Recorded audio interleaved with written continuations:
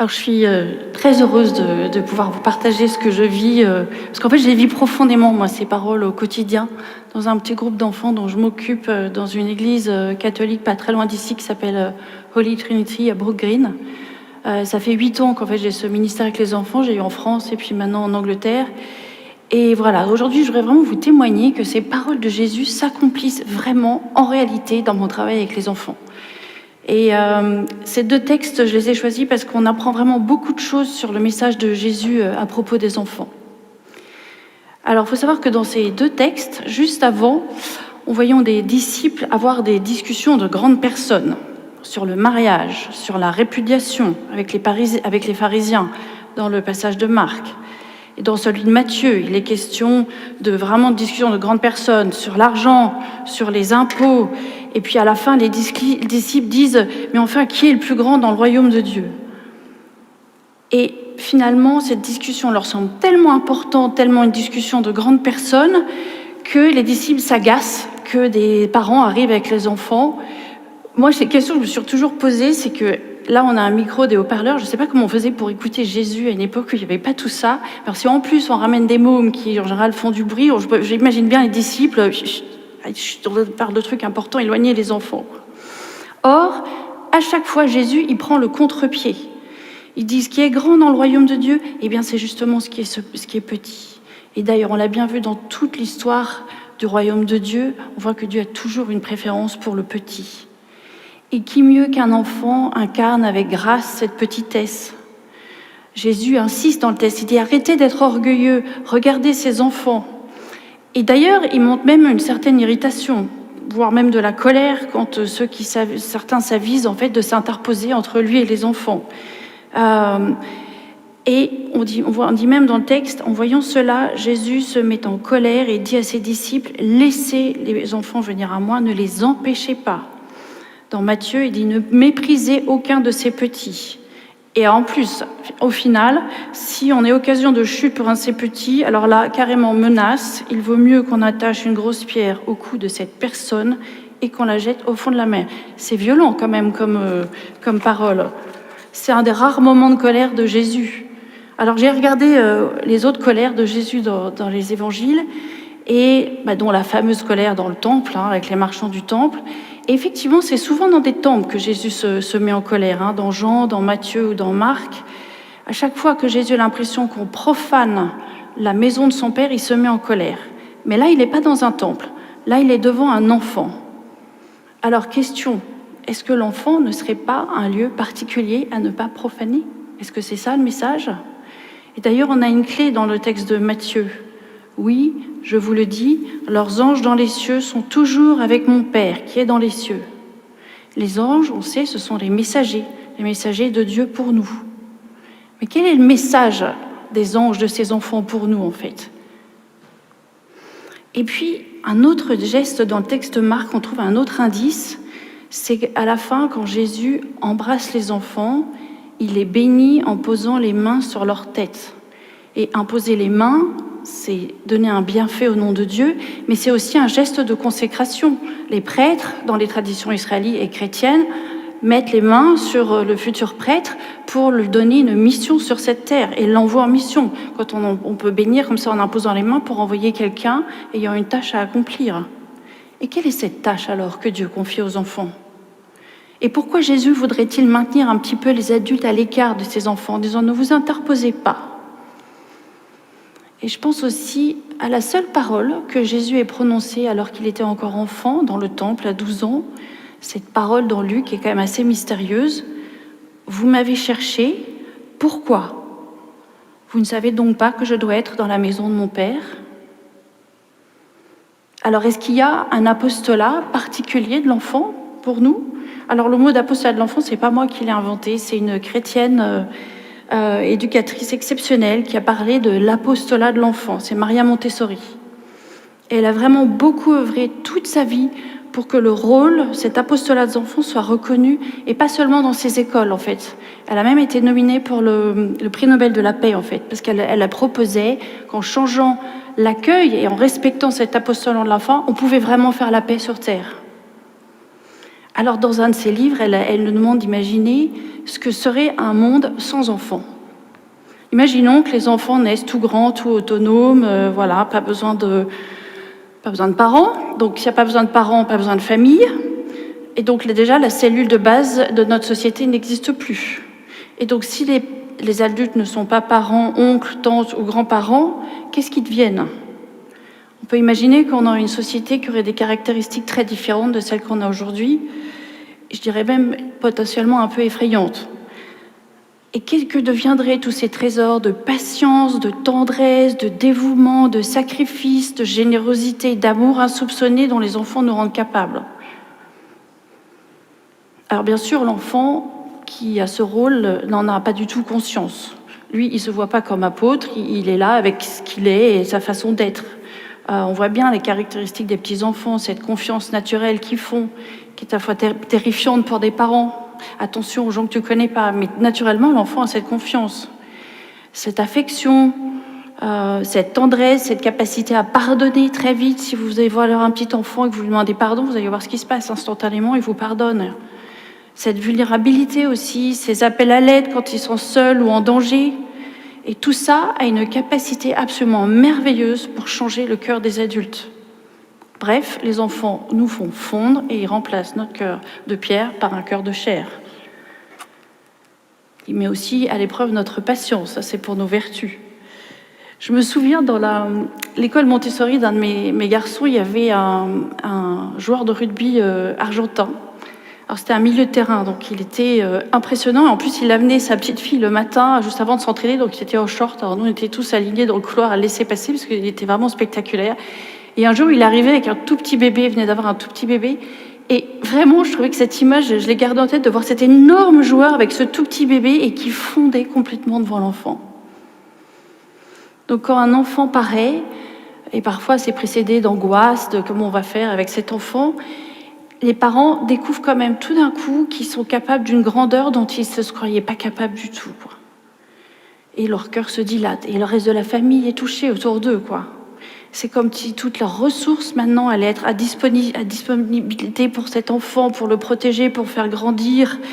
Alors bien sûr, les parents vont aussi faire l'expérience de leurs propres limites. Ils vont parfois être maladroits, ils vont parfois être toxiques, parfois aussi en raison de leurs propres blessures d'enfance. Oui, chez l'enfant et chez l'adulte, le péché est présent, mais quand même, on voit cette force d'amour qui est déclenchée par l'enfant apôtre. Mais il y a un rôle que je trouve qui est souvent moins remarqué, notamment dans les églises, c'est l'apostolat spirituel de l'enfant. Et c'est bien ça que Jésus nous propose ici dans ce texte. On l'a lu tout à l'heure, ces paroles de Jésus. « Oui, je vous le dis, leurs anges dans les cieux sont toujours avec mon Père qui est dans les cieux. » Ça indique une proximité très forte de l'enfant avec Dieu. Mais en fait, Jésus va même encore plus loin. Il nous propose l'enfant comme modèle spirituel, puisqu'il dit « Je vous l'affirme, c'est la vérité, si vous ne changez pas pour devenir comme des enfants, vous n'entrerez pas dans le royaume des cieux. » Dans Marc aussi, le royaume des cieux appartient à ceux qui sont comme des enfants. Je vous le dis, c'est la vérité. Si quelqu'un ne reçoit pas le royaume de Dieu comme un enfant, cette personne ne pourra jamais y entrer. Et en fait, depuis que je m'intéresse à cette spiritualité de l'enfant, je me rends compte en réalité qu'il existe pas mal de témoignages sur cette proximité naturelle du jeune enfant. J'ai lu même des livres de psychiatres pas du tout chrétiens qui avouent quand même qu'il y a une dimension de l'enfant qu'ils n'arrivent pas à explorer en psychiatrie. Alors parfois, ils leur donnent d'autres noms, ils appellent ça la pensée magique, mais ils remarquent qu'il y a une vraie affinité de l'enfant, un vrai mysticisme de l'enfant avec Dieu. En fait, pour moi, il existe déjà une relation de l'enfant avec Dieu qui ne demande qu'à être nourrie. Je suis tombée une fois sur une étude qui a été publiée dans les années 90 d'un théologien finlandais qui s'appelle Kalevi Tamminen et qui disait qu'il avait fait des études auprès des enfants et qu'un enfant de 7 ans, 80% des enfants de 7 ans qu'il avait interviewés avaient mentionné des moments où ils avaient fait l'expérience de la présence de Dieu. À 11 ans, ce taux tombe à 60% et chez les adultes, on estime qu'il est à 30%. Jésus a raison de nous demander de laisser cet espace libre d'accès entre lui et les enfants. Parce que c'est une relation qui est fragile, qui peut être malmenée ou non nourrie, mais elle existe bel et bien. Et plus l'enfant est jeune, moins il y a de chances que cette relation a été abîmée. Alors à quoi ressemble cette vie spirituelle de l'enfant ? Alors dans mon ministère avec les enfants, il y a une théologienne italienne qui m'inspire beaucoup, qui s'appelle Sofia Cavalletti, et dans ses livres, elle décrit en fait ces moments spirituels un peu chez les enfants. Par exemple, elle parle d'un enfant de 3 ans, élevé sans aucun repère religieux, ne fréquentant pas d'école, grands-parents, parents, tout le monde parfaitement athée, jamais été dans une église de sa vie. Et un jour, elle demande à son père, elle pose des questions un peu sur l'origine du monde. Alors son père, qui est athée, lui explique la version matérialiste de la création du monde, et en ajoutant qu'il y a des personnes qui affirment que tout cela vient d'un être puissant qu'ils appellent Dieu. Et là, l'enfant se met à courir tout joyeux en disant « Mais je savais que c'était pas vrai, c'est lui, c'est lui ». Il se retrouve confirmé dans quelque chose qu'il ressentait, qu'il n'arrivait pas à exprimer. Il y a une sorte de décalage entre les capacités intellectuelles de cet enfant de 3 ans et ses capacités spirituelles. Je vous le dis, leurs anges dans les cieux sont toujours avec mon Père. Ce que je peux vous dire aussi, c'est que vous, petit enfant, vous avez très probablement eu ces moments d'expérience spirituelle, même si votre famille n'était pas du tout chrétienne.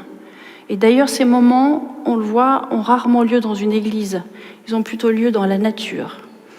Et quand je fais des formations d'adultes, parfois je prends le temps pour chaque adulte de méditer et les aider à identifier peut-être ces moments. Et parfois, ils nous partagent des choses magnifiques, vraiment, qu'ils avaient oubliées ou qu'ils n'avaient pas interprétées comme ça. On en retrouve aussi parfois des témoignages dans la littérature. Alors ces instants, en général, ils sont très fugaces. C'est comme un éclair chez un enfant. Alors je vous ai écrit par exemple ce que disait une femme et qui disait avant 6 ans, elle disait « J'observais un papillon et j'étais attirée par lui. Je le suis et soudain, tout semble s'ouvrir devant moi. Je vois plus clairement et je me sens pleine de joie et de chaleur dans tout mon corps d'une manière jamais ressentie auparavant. Une sensation si forte que de joie, cette petite fille éclate en sanglots et court près de sa mère et lui dit « Maman, je connais Dieu ». Rien d'intellectuel, en fait, dans cette expérience. Et en fait, l'enfant, c'est pour ça que l'étude que je vous ai dit, ils n'ont pas pu le faire avec des enfants de moins de 7 ans, c'est que les enfants ont fait beaucoup mal à expliquer ce qu'ils vivent, quoi. Ou tel enfant de 5 ans qui dit à sa mère non-croyante « Qui aimes-tu le plus, moi ou Dieu ?» Et sa mère lui dit « Mais c'est toi que j'aime le plus, bien sûr. » Et l'enfant lui répond « Je pense que c'est une grosse erreur. » C'est-à-dire que sans le savoir, il cite Matthieu 10, verset 37. Alors ces moments, comme je disais, sont très fugaces. Donc c'est qu'en fait, ils ont des richesses spirituelles, mais c'est très discontinu. Et c'est seulement grâce à l'environnement et que ces richesses deviendront une sorte de continuum et une vie, permanente, un état permanent. Et c'est vrai que quand moi je parle à des adultes et je leur raconte ce que je fais, y compris des gens qui ne sont pas particulièrement croyants, ils me confient qu'en fait, ils ont bien senti qu'à un moment de leur vie, ils n'ont pas eu ces réponses, ou ils ont eu des réponses maladroites ou mauvaises, et qui se sont détournés. Et en général, c'est vrai que ce ministère est souvent très bien accueilli des adultes que je rencontre. Mais malgré tout, cet embryon spirituel dont parlait Maria Montessori, il peut encore croître, même si petit, on n'a pas eu d'éducation religieuse. C'est bien pour ça qu'on fait des parcours alpha ici, et que voilà, les gens peuvent faire retrouver toutes ces questions restées sans réponse, ces difficultés qu'ils ont eues par rapport à la foi. Mais ce que je vois, c'est les adultes, et j'ai quand même fait pas mal de parcours alpha, c'est que c'est un combat. Il y a des larmes, il y a des difficultés, il y a des choses à faire tomber. Il y a vraiment tout un tas de cailloux qui se mettent en travers d'un cheminement spirituel. Et moi, ce que je peux vous dire, qu'il n'y a rien de tout ça avec les enfants, rien. J'en suis témoin, Dieu est là, et cette familiarité qu'ils ont avec Jésus, dont on parle souvent en parlant de Jésus le bon berger, qui est une image qui leur parle beaucoup, c'est juste déconcertant. En fait, si on faisait un parcours alpha pour enfants, il y a plein de questions qu'on n'aborderait pas du tout. Les questions sur le mal, sur comment prier, rien du tout. Donc en fait, quand ce ministère avec les enfants, il y a 2 mystères devant moi. Il y a ce mystère de Dieu et ce mystère de l'enfant, et il faut approfondir les deux pour essayer de les faire se rapprocher. En fait, pour moi, l'enfant est comme une parabole, c'est-à-dire une image que Jésus nous propose pour nous faire comprendre un mystère. Et je me sens observatrice de cette parole. Alors, je voudrais vous partager des petites choses que j'ai commencé à découvrir, et quand je vous dis c'est un mystère que je continue à découvrir, et qui ont vraiment enrichi ma vie personnelle spirituelle. Ce que je veux dire quand même, c'est que pour pouvoir un petit peu vivre et découvrir la spiritualité de l'enfant, il faut vraiment changer sa posture. C'est-à-dire qu'en fait, la vie spirituelle, l'enfant ne s'accommode mal d'une posture de prof. Il faut vraiment être en position d'observateur et faire une expérience spirituelle avec l'enfant plutôt que de se mettre en posture de prof qui donne le ton.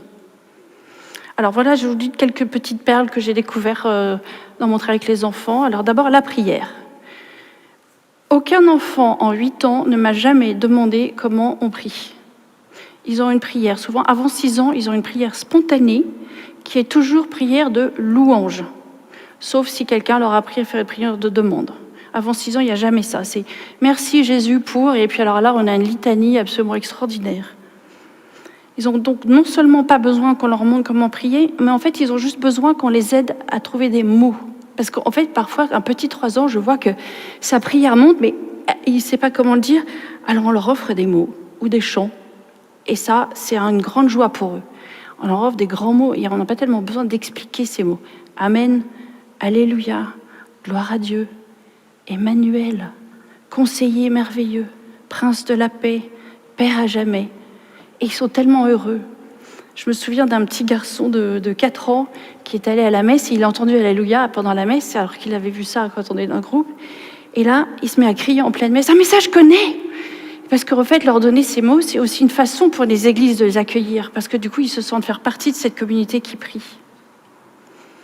Une deuxième chose que j'ai appris avec les enfants, c'est leur façon d'aller à l'essentiel de la foi.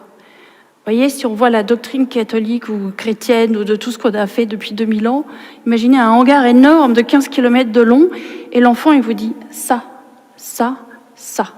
Et quand on n'est plus dans l'essentiel, on les perd. Et puis un enfant de 3 ans, quand vous n'êtes plus dans l'essentiel et que vous ne l'intéressez pas, vous savez ce qu'il fait? Il se lève et il s'en va. Au moins, c'est clair.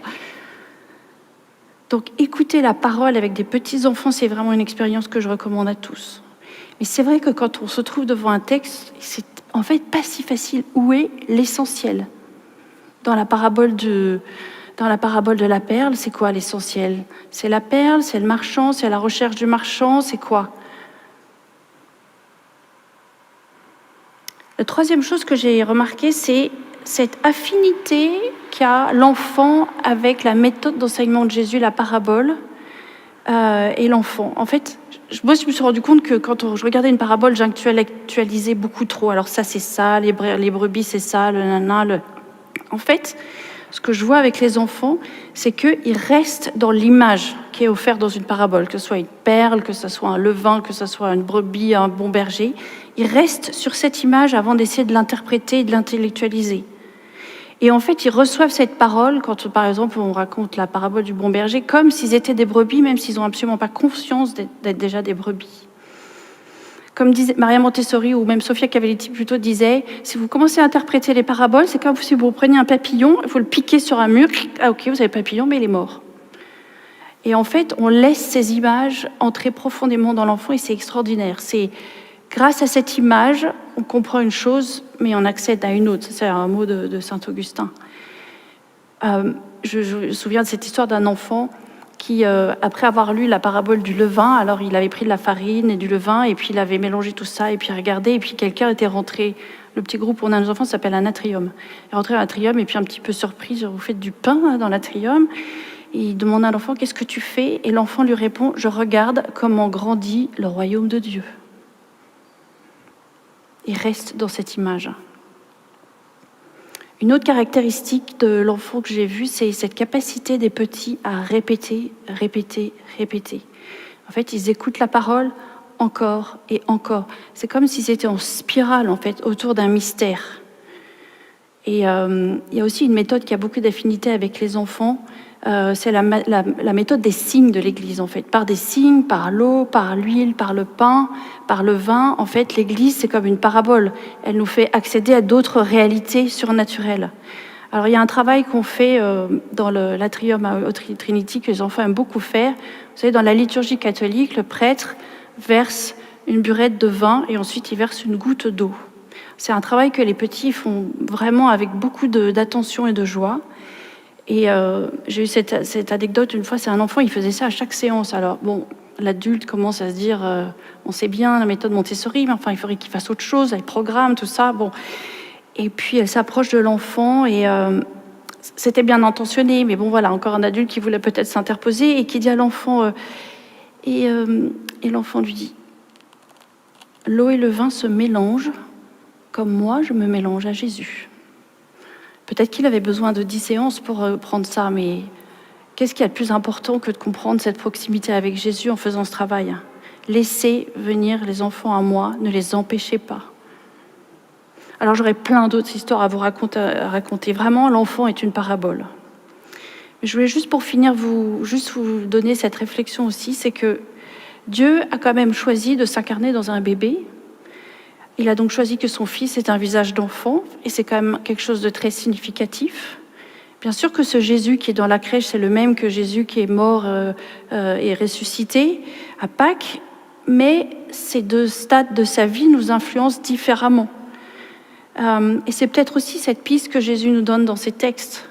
À Noël, c'est l'enfant Jésus qui règne, c'est l'enfant qui nous bouleverse par sa fragilité, par son visage tendre, c'est un Dieu tout-puissant qui nous désarme avec un tout petit bébé, si petit, si fragile. Et comme disait Maria Montessori, avant de tyranniser un enfant, pensons aussi qu'il est un des visages du Christ, comme les pauvres sont aussi un visage du Christ. Et j'ajouterais aussi personnellement qu'avant de nous tyranniser nous-mêmes, on pourrait penser aussi à cet enfant en nous qui est aussi un des visages du Christ. Accueillons-le, car comme Jésus nous l'a dit, si quelqu'un reçoit un enfant comme celui-ci à cause de moi, c'est moi qui le reçois. Alors pour finir, je voulais juste vous dire une petite prière que Maria Montessori recommandait à chacune de ses institutrices et qu'elles souvent, parfois, elles affichent dans leur classe. Et aide-nous, ô Seigneur, à pénétrer dans le secret de l'enfant afin que nous puissions le connaître, l'aimer et le servir selon vos lois de justice et en suivant votre volonté divine. Amen.